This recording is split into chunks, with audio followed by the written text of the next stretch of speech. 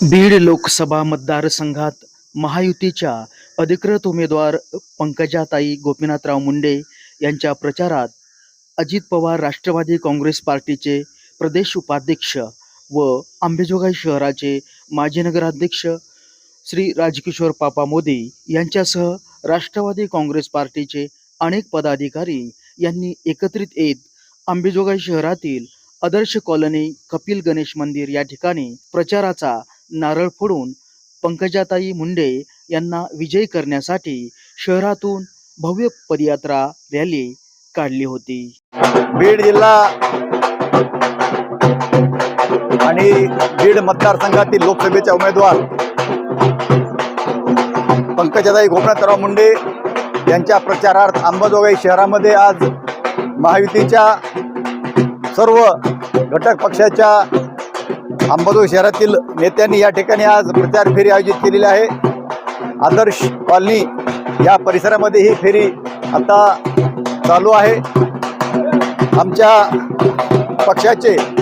महाराष्ट्राचे उपमुख्यमंत्री आमचे नेते आदरणीय अजितदादा पवार साहेब, राज्याचे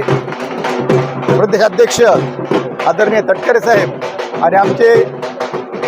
बीड जिल्ह्याचे पालकमंत्री आमचे बंधू सन्माननीय धनंजयजी मुंडे साहेब यांच्या आदेशानुसार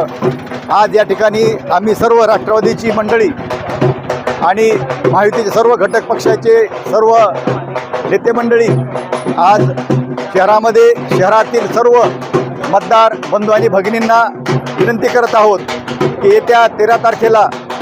बीड जिल्ह्याच्या विकासासाठी आणि अंबाजोगाई शहराच्या विकासासाठी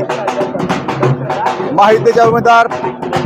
पंकजाताई मुंडे यांना प्रचंड मतानं विजयी करावं। बीड लोकसभेच्या महायुतीचे उमेदवार आदरणीय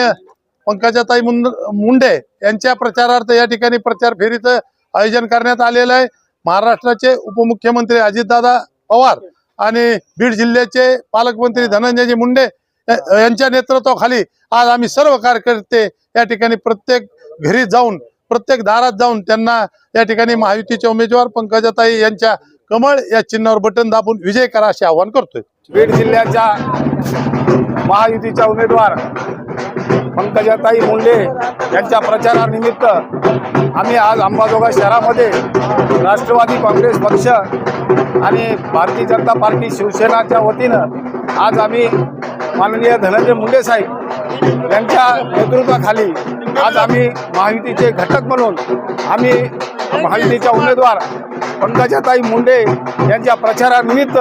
आम्ही आज अंबाजोगाई शहरामध्ये प्रचार फेरी काढत आहोत।